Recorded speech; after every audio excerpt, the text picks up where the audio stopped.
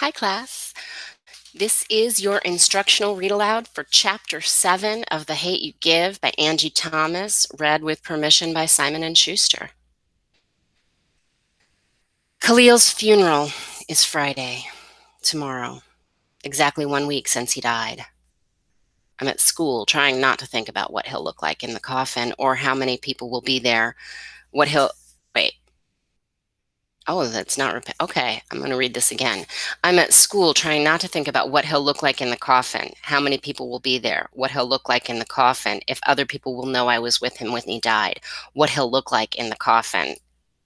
I didn't even notice that the first time I read it. But that's totally, and again, right? It's repeating it. So why would she repeat that phrase over and over again, right? The question I'm supposed to ask myself for and over again is, why might they bring it up over and over again? I mean, I think that what he'll look like in the coffin is definitely the more important thing in her brain, right? Oh, I'm failing and not thinking about it.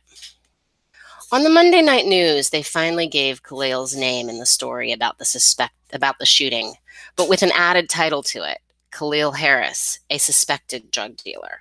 All right. And I just have to point out to you that Angie Thomas is using an appositive here, right? I taught in a previous lesson about the writing strategy of appositives, which are a way to make a more complex sentence by adding a clause about the noun, right? So in this case, Khalil Harris is the noun, and then a suspected drug dealer is the appositive. And the newspaper used this, or the news report used this appositive in particular to give their opinion about him, right? They could have used a different appositive about Khalil. When we did our writing the other day, I asked you to brainstorm several. You could have come up with things like a devoted grandson, a caring friend, a chivalrous young man, right? Because he took Star out of the party. Like, he's got all these good qualities they could have focused on, but they didn't. They focused on this suspected drug dealer thing. And why did they do it? Why did they use that appositive? I mean, it doesn't take rocket science to know. They want to discredit Khalil and they want to make the cop have a reason for killing him, right? Like, it's fine for a cop to kill a drug dealer, as if that's a disposable person. And that's what the media constantly tries to paint this picture of. And so Angie Thomas is showing us how they do this here. I think that's brilliant of her. All right, continuing on. They didn't... Lost my place. All right, here we are. They didn't mention that he was unarmed. They said that an unidentified witness had been questioned and that the police were still investigating. After what I told the cop, I'm not sure what's left to investigate. In the gym, everyone's changed into their blue shorts and gold Williamson t-shirts, but class hasn't started yet. To pass time, some of the girls challenged some of the boys to a basketball game.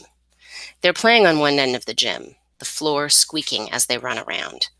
The girls are all "Stop!" when the guys guard them, flirting, Williamson style. Haley, Maya, and I are on the bleachers on the other end. On the floor, some guys are supposedly dancing, trying to get their moves ready for prom. I say supposedly because there's no way that shit can be called dancing. Maya's boyfriend, Ryan, is the only one even close, and he's just doing the dab. It's his go-to move. He's a big, wide-shouldered linebacker, and it looks a little funny, but that's an advantage of being the sole black guy in class. You can look silly and still be cool. Chris is on the bottom bleacher, playing one of his mixes on his phone for them to dance to. He glances over his shoulder at me. I have 2 bodyguards who won't allow him near me. Maya on one side, cheering Ryan on, and Haley, who's laughing her ass off at Luke and recording him. They're still pissed at Chris. I'm honestly not. He made a mistake, and I forgive him. The French Prince theme and his willingness to embarrass himself helped with that. But that moment he grabbed my hands, and I flashed back to the night like it suddenly really, really realized that Chris is white. Just like 115. And I don't know, I'm sitting here next to my white best friend, but it's almost as if I'm giving Khalil, Daddy 7, and every other black guy in my life a big, loud fuck you by having a white boyfriend. Chris didn't pull us over. He didn't shoot Khalil. But am I betraying who I am by dating him? All right, and this is another signpost that's coming up, right? So if you missed the signpost lessons, it's still back in Chapter 1. And I went over all of the signposts in that lesson. But tough questions is one we didn't really work with yet. So tough questions is the signpost that you're going to ask yourself whenever you find, you know, a phrase where the character is in serious doubt or confusion. Um, like, what could I possibly do? How can I imagine coping with this? I never understood, right? Any kind of like absolute language. And this word betrayal right here is what makes me think this is a tough question moment, because am I betraying who I am by dating this boy, right? I think that's a really important point to stop at. And so the question that we ask when we see a tough question is, what does this question make me wonder about? And so, for me, it makes me start wondering a lot, right? I mean, I have schema about this issue. I dated interracially when I was in high school, and I definitely in college, and married a man that was a person of color. And so I get it that like this is a really big issue, and I don't know if it's possible to have love transcend all the racial problems. I mean, can Chris really understand Star's experience? It's a really tough question. I don't have an answer. But I know I'm learning more about what I think of the main conflict of this story, right? This story is definitely now becoming very much a person versus self story. It's really mostly about, I think, Star trying to figure out on her own where she stands in this world as a Black young woman who is dealing with the racism of the society in general, right? The bigger conflict, the person versus society conflict that she's a part of. But I think this story is really about her inner conflict with like, how does she deal with the fact that she's got all these white friends and this white boyfriend, and yet she's also witnessed this horrific thing as a part of her community too. Yeah, she's in a tough place. So this tough question is pointing to me towards, I'm expecting more, right? I'm curious what's going to happen next. She's sort of setting me up for something here. I need to figure this out. Oh my God, that's sickening, says Haley. She stopped recording to watch the basketball game. They're not even trying. They're really not. The ball sails past the hoop from an attempted shot by Bridget Holloway. Either homegirl's hand-eye coordination is way off, or she missed that on purpose, because now Jackson Reynolds is showing her how to shoot. Basically, he's all up on her, and shirtless. I don't know what's worse, Haley says, the fact that they're going soft on them because they're girls, or that girls are letting them go soft on them. Equality in basketball, right, Hales? Maya says with a wink. Yes. Wait, she eyes Maya suspiciously. Are you making fun of me, or are you serious, Shorty? Both, I say, leaning back on my elbows, my belly pooching out my shirt, a food baby. We just left lunch, and the cafeteria had fried chicken, one of the foods Williamson gets right. It's not even a real game, Hales, I tell her. Nope, Maya pats my stomach. When are you due? Same day as you. Aw, we can raise our food offspring as siblings. I know, right? I'm naming 9 Fernando, I say. Why Fernando? Maya asks. Dunno. It sounds like a food baby name, especially when you roll the R. I can't roll my R's. She tries, but she makes some weird noise, spit flying, and I'm cracking up. Haley points at the game. Look at that. It's that whole play like a girl mindset the male gender used to belittle women, when we have as much athleticism as they do. Oh my lord, she's seriously upset over this. Take the ball to the hole, she hollers to the girls. Maya catches my eyes, hers glimmering sneakily, and it's middle school deja vu. And don't be afraid to shoot outside the J, Maya shouts. Just keep your head in the game, I say. Just keep your head in the game. And don't be afraid to shoot outside J, Maya sings. Just get your head in the game, I sing. We bust out with Get Your Head in the Game from High School Musical. It will be stuck in my head for days. We were obsessed with the movie around the same time as our Jonas Brothers obsession. Disney took all our parents' money. And here I'm really noticing how she's using the we, right? She's using we over and over again. We did this and we did that, and our money and our parents. And she's showing us, so that she's like really pointing out the connection that Star has with these friends, Haley and Maya. These are like her best friends, she's known them for a long time. They're important to her. But with the conflict that she's dealing with, with feeling like she might be betraying someone, I have a feeling that something's going to happen soon. This is like giving me a prediction that they're setting me up for some kind of way in which Star is going to start feeling separate. So I'm going to start looking for that. I'm making a prediction. We're loud with it now. Haley's trying to glare at us. She snorts. Come on. She gets up and pulls me and Maya up too. Get your head in this game. I'm thinking, oh, so you can drag me to play basketball during one of your feminist rages, but you can't follow my Tumblr because of Emmett Till? I don't know why I can't make myself bring it up. It's Tumblr. But then it's Tumblr. Hey, Haley says. We want to play. No, we don't, Maya mutters. Haley nudges her. I don't want to play either, but for some reason, Haley makes decisions and Maya and I follow along. It's not like we planned it to be this way. Sometimes the shit just happens, and one day you realize there's a leader among you and your friends, and it's not you. Come on in, ladies. Jackson beckons us into the game. There's always room for pretty girls. We'll try not to hurt you. Haley looks at me. I look at her. And we have the same deadpan expression that we've mastered since 5th grade. Mouths slightly open, eyes ready to roll at any moment. Alrighty then, I say, let's play. 3-on-3, Haley says as we take our positions. Girls versus boys, half court, 1st to 20. Sorry, ladies, but me and my girls are going to handle this one. Okay. Bridget gives Haley some serious stank eye. She and her friends move to the sideline. The dance party stops and those guys come over, Chris included. He whispers something to Tyler, one of the boys who played in the previous game. Chris takes Tyler's place on the court. Jackson checks the ball to Haley. I run around my guard. Garrett and Haley passes to me.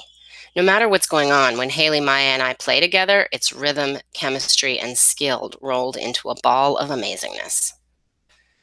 Garrett's guarding me, but Chris runs up and elbows him aside. Garrett goes, "The hell, Bryant?" "I've got her," Chris says. He gets in his defensive stance. We're eye to eye as I dribble the ball. "Hey," he says. "Hey." I do a chest pass to Maya, who's wide open for a jump shot. She makes it. 2-0. "Good job, gang," says Coach Myers. She's come out of her office. All it takes is a hint of a real game and she's in a coaching mode. She reminds me of a fitness trainer on reality TV show. She's petite yet muscular, and God, that woman can yell.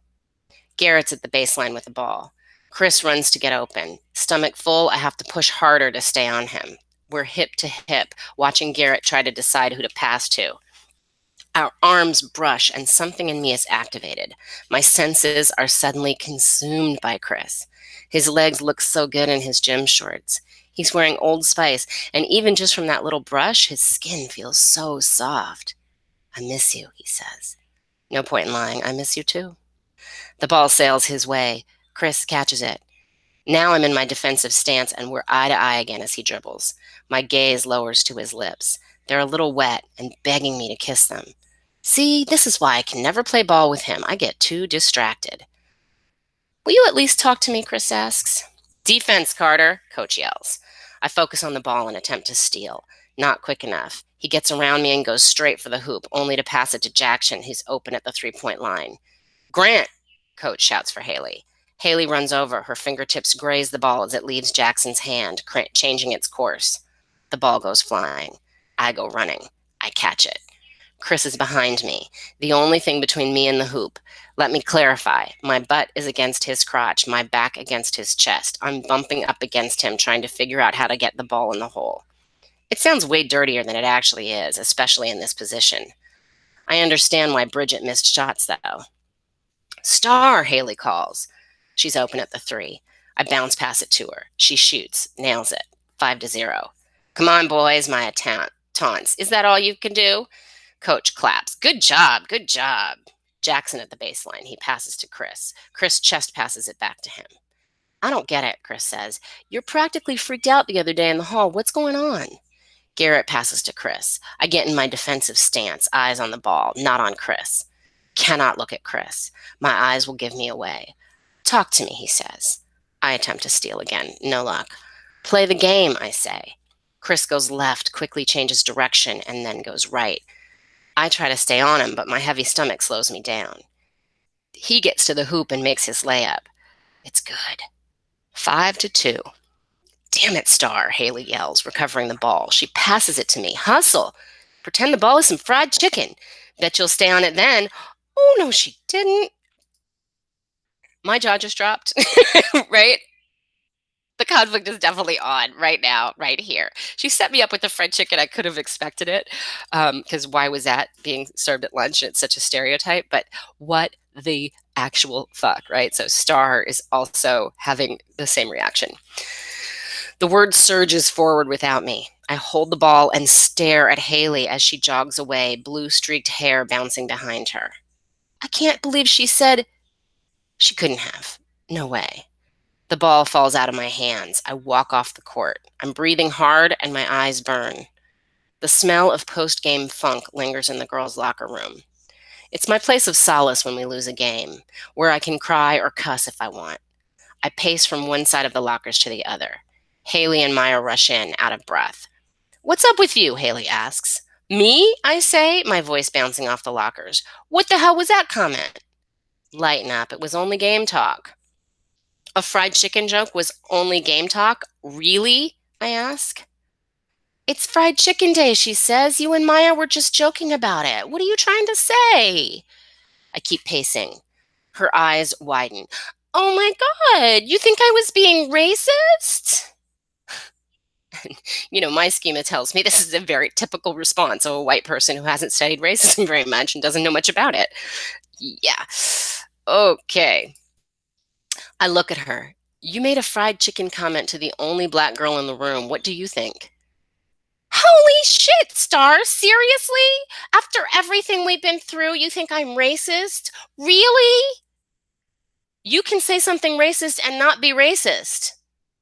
Is something else going on, Star? Maya says. Why does everyone keep asking me that? I snap. Because you're acting so weird lately, Haley snaps back. She looks at me and asks, does this have something to do with the police shooting that drug dealer in your neighborhood? What? I heard about it on the news, she says, and I know you're into that sort of thing now. That sort of thing? What the fuck is that sort of thing? And then they say the drug dealer's name was, and then they said the drug dealer's name was Khalil, she says, and exchanged a look with Maya. We've wanted to ask if it was the Khalil who used to come to your birthday parties, Maya adds. We didn't know how, though. The drug dealer. That's how they see him. It doesn't matter what he's suspected of doing. Drug dealer is louder than suspected ever will be. If it's revealed that I was in the car, what will that make me? The thug ghetto girl with the drug dealer? What will my teachers think about me? My friends? The whole fucking world, possibly. All right, this is definitely another tough question moment. And I remind myself tough questions are questions the character raises to reveal their inner struggles. The question I ask myself, what does this make me wonder about? And it makes me wonder about, does she know who she is? Is her identity solid, right? Because she seems really with what others think about her.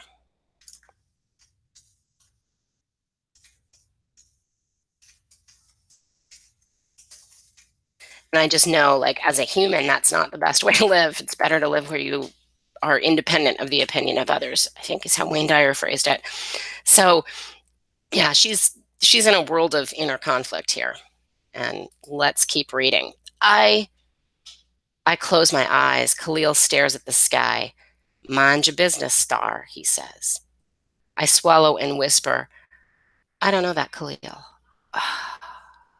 It's a betrayal worse than dating a white boy. I fucking deny him, damn near erasing every laugh we shared, every hug, every tear, every second we spent together. A million I'm sorries sound in my head, and I hope they reach Khalil wherever he is, yet they'll never be enough. But I had to do it. I had to. Then what is it? Haley asks. Is this like Natasha's anniversary or something? I stare at the ceiling and blink fast to keep from bawling. Besides my brothers and the teachers, Haley and Maya are the only people at Williamson who know about Natasha. I don't want all the pity. Mom's anniversary was a few weeks ago, Haley says. I was in a shitty mood for days. I understand if you're upset. But to accuse me of being racist, Star, how can you even? I blink faster. God, I'm pushing her away, Chris away. Hell, do I deserve them? I don't talk about Natasha, and I just flat out denied Khalil. I could have been the one killed instead of them. I don't have the decency to keep their memories alive, yet I'm supposed to be their friends? I cover my mouth. It doesn't stop the sob. It's loud and echoes off the walls. One follows it and another. Maya and Haley rub my back and shoulders. Coach Myers rushes in. Carter? Haley looks at her and says, Natasha. Coach nods heavily. Carter, go see Mrs. Lawrence. What? No. She's sending me to the school shrink? All the teachers know about poor Star who saw her friend die when she was 10. I used to bust out crying all the time, and that was always their go-to line. See Miss Lawrence. I wipe my eyes. Coach, I'm okay. No, you're not. She pulls a hall pass from her pocket and holds it toward me. Go talk to her. It'll help you feel better. No, it won't, but I know it will. I take the pass, grab my backpack out of my locker, and go back into the gym. My classmates follow me with their eyes as I hurry toward the doors. Chris calls out for me. I speed up. They probably heard me crying. Great. What's worse than being the angry black girl? The weak black girl. By the time I get to the main office, I've dried my eyes and my face completely. Good afternoon, Miss Carter, Dr. Davis, the headmaster says. He's leaving as I'm going in and doesn't wait for my response. Does he know all the students by name or just the ones who are black like him? I hate that I think about stuff like that now. His secretary, Mrs. Lindsay, greets me with a smile and asks how she can assist me. I need to call someone to get me, I say. I don't feel good.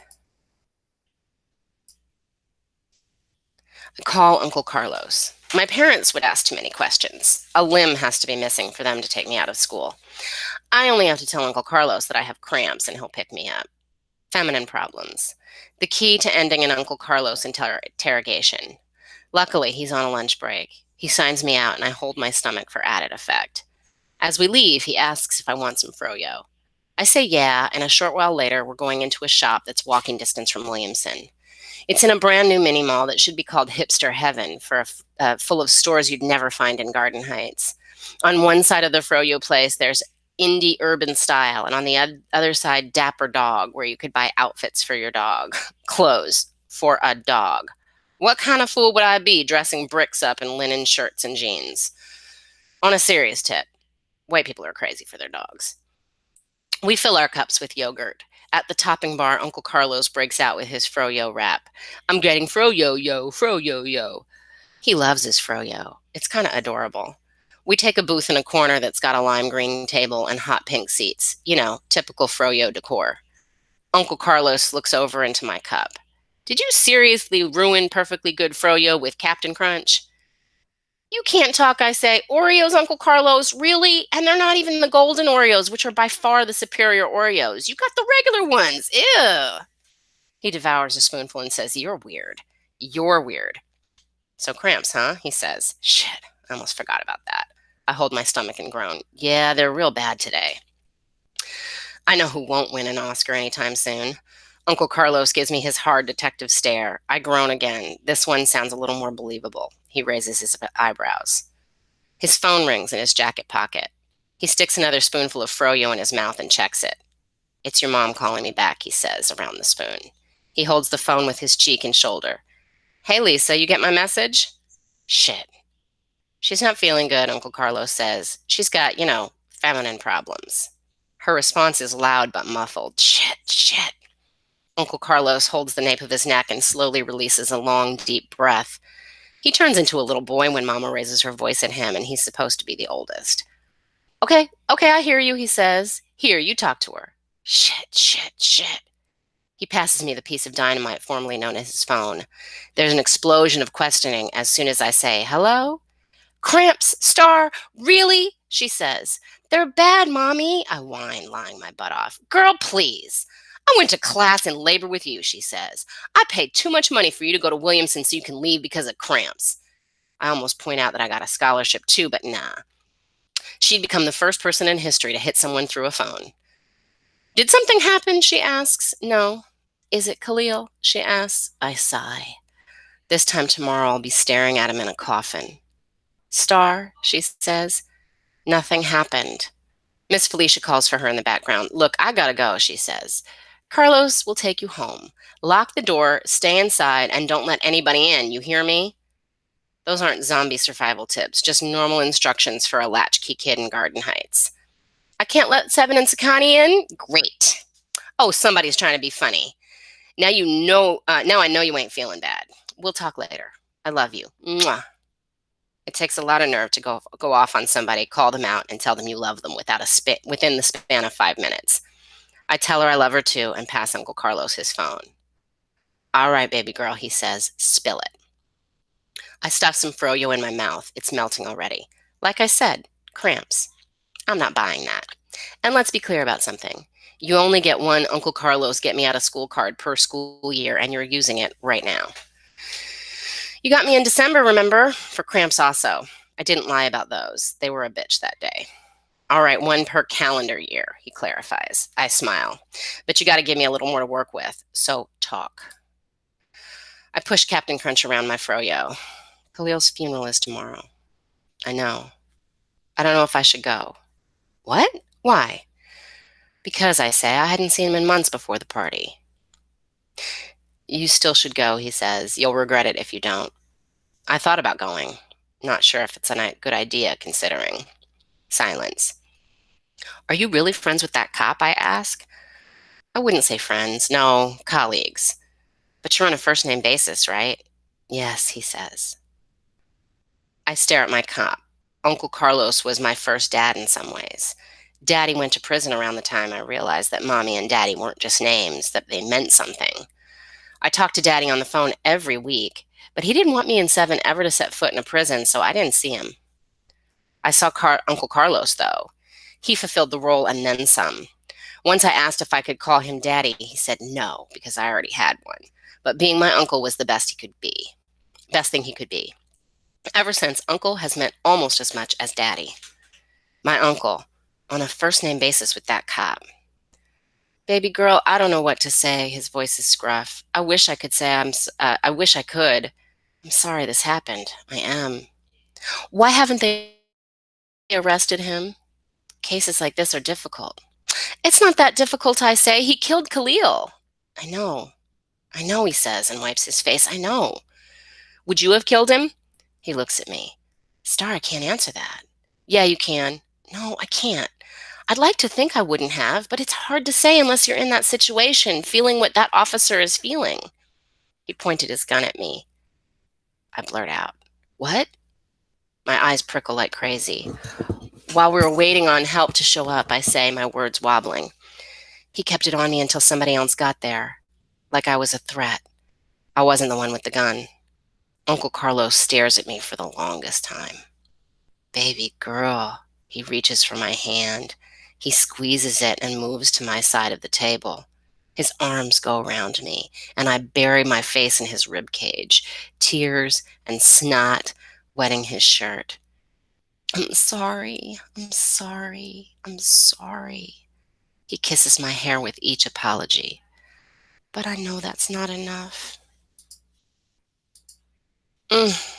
She knows how to end a chapter and make you want to read the next one, doesn't she? Whew, good writing, Angie Thomas.